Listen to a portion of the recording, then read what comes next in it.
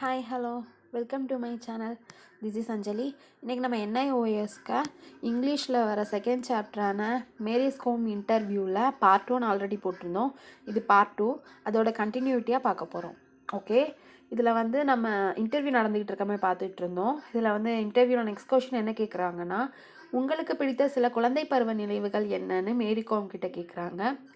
அதுக்கு வந்து மேரிகோம் வந்து அவங்க வீட்டில் இருந்த காலங்களை சொல்கிறாங்க. அவங்க வயலில் விளையாடினது, அவங்க ஃப்ரெண்ட்ஸோட ஸ்கூலுக்கு போனது, அவங்க ஃப்ரெண்ட்ஸோட இருந்த நினைவுகள், அதெல்லாம் அவங்களுக்கு ரொம்ப என்ஜாய்மெண்ட்டாக நல்லா இருந்துச்சுன்னு சொல்கிறாங்க. ஆனால் அவங்க வந்து ஒரு தொழிலாளி குடும்பத்தை சேர்ந்தனால தான் அவங்களுக்கு இந்த குத்துச்சண்டையில் வந்து இவ்வளோ உடல் வலிமை கிடச்சிச்சு அப்படிங்கிறாங்க. ஏன்னா நம்ம ஆல்ரெடி பழைய வீடியோவில் பார்த்துருந்தோம், அவங்க அப்பா வந்து குத்தகை விவசாயியாக வேலை பார்த்துட்டு இருந்தாங்க. ஸோ அந்த மாதிரி வேலை பார்க்குற டைமில் இவங்களே வந்து நிறைய ஹெல்ப் பண்ணுறாங்க அவங்க அப்பாவுக்கு நம்ம பார்த்தோம். ஸோ அவங்க அந்த மாதிரியெல்லாம் பண்ணனால அவங்களுக்கு சின்ன வயசுலேயே அவங்களோட பாடி நல்லா ஸ்ட்ரென்த்தாக இருந்துச்சு. அது இந்த பாக்ஸிங்கில் வந்து ரொம்ப யூஸ்ஃபுல்லாக இருந்துச்சு அப்படிங்கிறாங்க. செகண்டாக வந்து அந்த இன்டர்வியூ எடுக்கிறவங்க என்ன கொஷின் கேட்குறாங்கன்னா, உங்கள் வெற்றியின் ரகசியம் என்ன? மற்ற பெண்களை கம்பேர் பண்ணும்போது உங்களோட வெற்றியின் ரகசியம் என்னன்னு ஃபஸ்ட் கொஷின் கேட்குறாரு. அது கூட சேர்ந்து மற்ற பொண்ணுங்களை விட நீங்கள் என்ன ஸ்பெஷல் அப்படின்னு கேட்குறாங்க. அதுக்கு வந்து மேரிகோம் வந்து என்ன சொல்கிறாங்கன்னா, அவங்களோட கவனம் அதுதான் அவங்களோட ஸ்பெஷல் அப்படிங்கிறாங்க. அவங்க ஒரு விஷயம் அவங்க வந்து இந்த போட்டியில் பயிற்சி பண்ணும்போதும் சரி, அவங்க அந்த போட்டியில் விளையாடும் போதும் சரி வந்து அவங்க ரொம்ப கவனமாக இருப்பாங்களாம். அவங்களோட கவனத்தை வந்து எந்த இடத்துலையுமே வந்து சிதற விட மாட்டாங்களாம். நெக்ஸ்ட் ஆஃப் வந்து என்னென்னா, அவங்க வந்து ரொம்ப தன்னம்பிக்கையாக இருப்பாங்களாம். அவங்களுக்கு கடவுள் நம்பிக்கை அதிகங்கிறாங்க. அதே மாதிரி அவங்களையும் நம்புவாங்களாம். நெக்ஸ்ட்டு வந்து அவங்களோட பயிற்சி மேலேயும் அவங்களால முடியுங்கிறத ரொம்பவே நம்புவாங்களாம். அதுதான் அவங்களோட ஸ்பெஷல் அப்படிங்கிறாங்க. நெக்ஸ்ட் கொஷின் என்னென்னா, 6வது உலக சாம்பியன்ஷிப் பட்டத்திற்கு நீங்கள் குத்துச்சண்டையில் நுழைந்த போது உங்கள் மனநிலை எப்படி இருந்தது அப்படின்னு கேட்குறாங்க. அதுக்கு அவங்க என்ன சொல்கிறாங்கன்னா, அவங்க ரொம்ப ஹாப்பியாக இருந்தாங்க. ரொம்ப என்னென்னா இந்த கண்ணீர் மல்க இருந்தோம்னு சொல்லுவோம்ல, ஒரு அன்எக்செப்டடான ஒரு விஷயம் நடந்துருச்சு, நம்ம எவ்வளோ ஹாப்பியாக இருப்போம், அந்த மாதிரி ஒரு விஷயத்தில் அவங்க இருந்திருக்காங்க.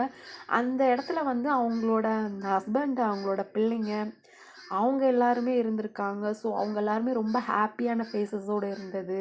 அவங்களோட க்ளோஸானவங்கெல்லாம் வந்து அவங்கள கட்டி பிடிச்சி அழுதது, அந்த மாதிரி உள்ள ரொம்ப நெகிழ்ச்சியான விஷயங்களை வந்து அவங்க இந்த கொஷினுக்கு வந்து அவங்க ஷேர் பண்ணுறாங்க. அவங்க எல்லாருமே ரொம்ப அவங்களோட அன்பானவங்க எல்லாருமே ரொம்ப வந்தாங்க. அவங்க ஃப்ரெண்ட்ஸ் எல்லாம் ரொம்ப தூரத்துலேருந்து வந்தாங்க அப்படின்னு அவங்க ரொம்ப ரொம்ப எமோஷ்னலான ஒரு இதை சொல்கிறாங்க. நெக்ஸ்ட் கொஷின் என்னென்னா, உங்கள் உடற்பயிற்சி முறை பற்றி எங்களிடம் கூறுங்கள்.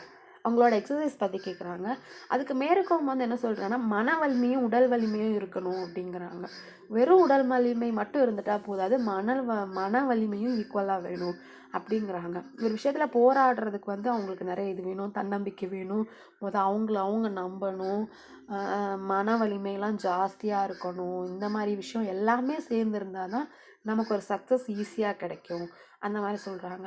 எல்லாமே வேணும், வெறும் பயிற்சி மட்டும் இருந்தால் போதாது, நமக்கு அதுக்கான எல்லாமே தன்னம்பிக்கை வேணும், நம்பிக்கை வேணும், அவங்கள ஃபஸ்ட்டு கான்ஃபிடெண்ட்டாக நம்பணும், மன வலிமையாக இருக்கணும், எது நடந்தாலும் பார்த்துக்கலாம், ஒரு டவுன் ஆகுதா ஓகே நெக்ஸ்ட் பார்த்துக்கலாங்கிற தன்மை வேணும் அப்படிங்கிறாங்க.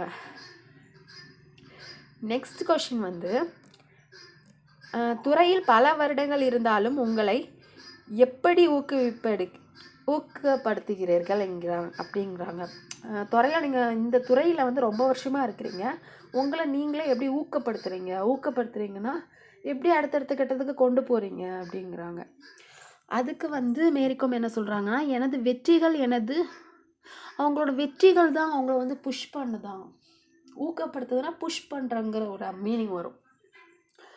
அவங்கள வந்து அவங்களோட வெற்றிகள் தான். இப்போ நமக்கே இப்படி தானே, ஒரு விஷயத்தில் ஒரு அச்சீவ் பண்ணுறோம், ஒரு வின் பண்ணுறோன்னா நமக்கு அந்த வின்னிங் வந்து தான் அடுத்தடுத்து ஓகே ஒரு சில்வர் கிடைக்குது, அடுத்து கோல்டு வாங்கணும், கோல்டில் வின் பண்ணிட்டோமா அடுத்த கட்டத்துக்கு போகணுங்க. ஒரு வின்னிங் தான் அவங்களோட அடுத்தடுத்த லெவலுக்கு கொண்டு போயிருக்கு அப்படிங்கிறாங்க. நெக்ஸ்ட் கொஷின் என்னென்னா, நீங்கள் நெக்ஸ்ட் கொஷின் என்ன சொல்ல வராங்கன்னா, அவங்க வந்து நிறைய உலகக்கோப்பையை வின் பண்ணியிருக்காங்க, நிறைய சாதனைகளை வின் பண்ணியிருக்காங்க. இதுக்கெல்லாம் அவங்களோட ஸ்ட்ரென்த் எப்படி இருக்கும், அதுக்கெல்லாம் அவங்கள எப்படி அதெல்லாம் எப்படி முடிஞ்சிச்சுங்கிற மாதிரி கேட்குறாங்க. அதுக்கு அவங்களோட பதில் என்னென்னா, நம்பிக்கை, கடவுள் நம்பிக்கையும் இருக்குது, என் மேலே எனக்கு நம்பிக்கையும் இருக்குது, என்னோடய பயிற்சி மேலேயும் எனக்கு நம்பிக்கை இருக்குது, இது எல்லாம் சேர்ந்து தான் எனக்கு அந்த அச்சீவ்ஸை கொண்டு வந்துச்சு அப்படிங்கிறாங்க. அப்புறம் அடுத்த கொஸ்டின் என்னென்னா, நமது மக்கள் தொகைக்கு ஏற்ப பதக்கங்களை வெல்வதற்கு எங்கே மாற்றம் தேவை என்று நினைக்கிறீர்கள்? அதாவது நம்ம உலக மக்கள் தொகைக்கு எவ்வளோ இருக்காங்களோ அவ்வளோ தங்க பதக்கங்கள் நமக்கு வேணும்னா நம்ம இந்த என்ன சேஞ்ச் பண்ணணும் சொசைட்டியில் அப்படிங்கிறாங்க. அதுக்கு அவங்க சொல்கிறாங்க, அவ்வளோ வேணும்னா எல்லா மக்களுமே முழு நேர தொழிலாக வந்து நம்ம வந்து இந்த மாதிரி ஸ்போர்ட்ஸு இந்த மாதிரி ஆக்டிவிட்டீஸில் இருக்கணும் அப்படிங்கிறாங்க. அப்படி இருக்கும்போது வந்து நமக்கு வந்து கேஷ் ரொம்ப தேவையான ஒன்றா இருக்கனால நிறைய கார்ப்பரேட் கம்பெனிங்க வந்து அவங்களுக்கு சப்போர்ட் பண்ணணும், கேஷ் நிதியுதவியெல்லாம் பண்ணணும், கேஷ் உதவியெல்லாம் பண்ணுற மாதிரி இருக்கணும் அப்படிங்கிறாங்க. அஃப்கோர்ஸ் தானே, எல்லாருமே விளையாட போயிட்டு அவங்களுக்கு நமக்கு கண்டிப்பாக அதில் பயிற்சி பண்ணுறதுக்கு, ஃபுட்டு சாப்பிட்றதுக்கு எல்லாத்துக்குமே கேஷ் தேவையில்ல, அதுக்கு சேர்த்து சொல்கிறாங்க. அதுக்கப்புறம் வந்து நெக்ஸ்ட் கொஸ்டின் என்னென்னா, இந்தியாவில் குத்துச்சண்டை மீதான ஆர்வம் ஒலிம்பிக்கிலிருந்து அப்பால் செல்லும் என்று நீங்கள் நினைக்கிறீங்களா? ஒலிம்பிக்கில் தான் குத்துச்சண்டை இருக்குது, அந்த டைமில் இருந்துச்சு. அப்போ அவங்க என்ன யோசிக்கிறாங்கன்னா, இது வந்து இந்த குத்துச்சண்டை, இந்த பாக்ஸிங் வந்து ஒலிம்பிக்கில் இருந்தும் வெளியே வருமா, அந்த மாதிரி அவங்க இது பண்ணுறாங்க. ஒலிம்பிக்கில் இருந்தும் வெளியே வர வாய்ப்பு இருக்கா, அந்த மாதிரி அவங்க கேட்கும்போது அவங்க என்ன சொல்கிறாங்கன்னா, கண்டிப்பாக ஆகும் அப்படிங்கிறாங்க. ஏன்னா இன்னும் சில வருடங்களில் வந்து நிறைய மக்கள் வந்து இதை விரும்பி பார்க்க ஆரம்பிப்பாங்க. முழு நேரமாக ஒரு எப்படி இந்த கிரிக்கெட் இந்த மாதிரிலாம் நடக்குதோ அந்த மாதிரி ஒரு போட்டியாக அது மாறும், எல்லா மக்களுமே பார்க்குற ஒரு விளையாட்டாக இது மாறும் அப்படிங்கிறாங்க. அப்புறம் வந்து நெக்ஸ்ட் கொஸ்டின் வந்து, இந்தியா குத்துச்சண்டையின் எதிர்காலம் குறித்து உங்கள் கருத்து என்ன? இந்தியாவில் குத்துச்சண்டை பாக்ஸிங் வந்து ஃப்யூச்சர் எப்படி இருக்கும் அப்படின்னு கேட்குறாங்க.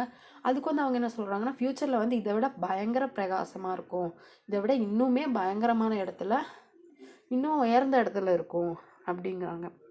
நெக்ஸ்ட் கொஷின் வந்து என்னென்னா,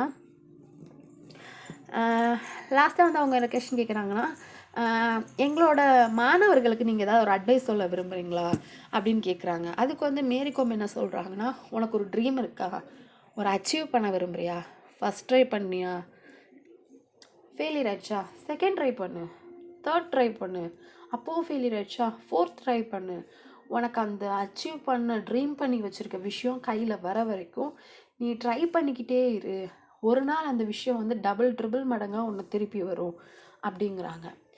உனக்கு ஏதாவது ஒரு, நம்ம கண்டிப்பாக எல்லாருக்குமே ஒரு ட்ரீம் இருக்கும், கோல் இருக்கும், அச்சீவ் பண்ணணுங்கிறது இருக்கும், அது வெறும் நினச்சிட்டு இருந்தால் போதாது. நிறைய பேர் என்ன பண்ணுவாங்கன்னா, அவங்களோட ட்ரீமுக்கு ஒரு ஃபஸ்ட்டு ஸ்டெப் எடுத்து வைப்பாங்க, அதில் வந்து அவங்க டவுன் ஆகிட்டாங்கன்னா அவங்க வந்து என்ன பண்ணுவாங்க, ஓகே ஃபஸ்ட் ஸ்டெப்பாக ஃபெயிலியர் ஆயிடுச்சு அவ்வளோதான், நமக்கு இது வராது அப்படின்னு விட்டுருவாங்க. ஆனால் அந்த மாதிரி விடாமல் நெக்ஸ்ட் ஸ்டெப்புக்கு போய்கிட்டே இருக்கணும், அதுதான் பெஸ்ட்டு அப்படிங்கிறாம அந்த மாதிரி சொல்கிறாங்க. அவங்க வந்து எதுக்குமே டவுன் ஆகிடக்கூடாது.